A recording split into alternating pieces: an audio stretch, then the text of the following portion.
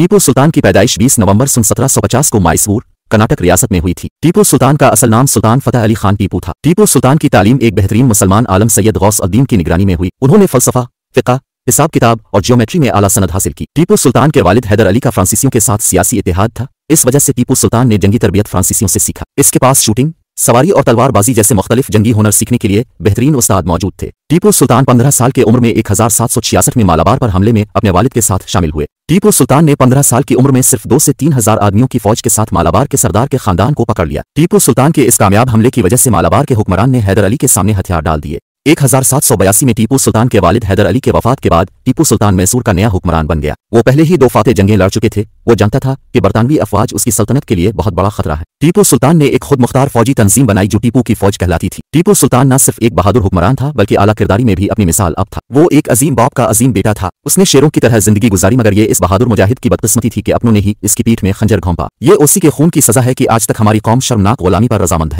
और आज भी उन्हीं गद्दारों की नस्ल हमारी कौम की जुड़ें खोखली करने में मसरूफ है। वो एक मर्द मुजाहिद था जिसने तागूती कुव्वतों के आगे सर झुकाने के बजाय शहादत को तरजीह दी। आखिरी जंग में ईस्ट इंडिया कंपनी के पास 60,000 से ज्यादा फौजी थे, जबकि टीपू की अफवाज की तादाद सिर्फ 30,000 थी। टीपू सुल्तान के बदनाम जमाना वजीर मीर जफर अंग्रेजों के साथ मिले हुए थे। इसने किले की दीवारों को कमजोर करने और अंग्रेजों के लिए आसान रास्ता बनाने में अंग्रेजों की मदद की और मुसलमानों के इस अजीम रहनुमा के कत्ल में शामिल होकर अंग्रेजों को हिंदुस्तान पर काबिज होने में भरपूर मदद फराहम की। टीपू सुल्तान की मौत ने बरतानवी जनरल हैरिस को अब हिंदुस्तान हमारा है कहने पर मजबूर किया। जब अंग्रेजों ने शहर की दीवारों को तोड़ा तो फ्रांसीसी फौजी मुशीरों ने टीपू सुल्तान को खुफिया रास्तों से फरार होने और बाकी जंगें दूसरे कलों से लड़ने के लिए कहा, लेकिन टीपू सुल्तान ने इनकार कर दिया और कहा कि एक दिन शेर की तरह जीना भेड़ की तरह 1000 साल जीने से बेहतर है। और उसी तरह टीपू सुल्तान को 4 मई 1799 में अपनों के धोखाधही की वजह से शहीद कर दिया गया।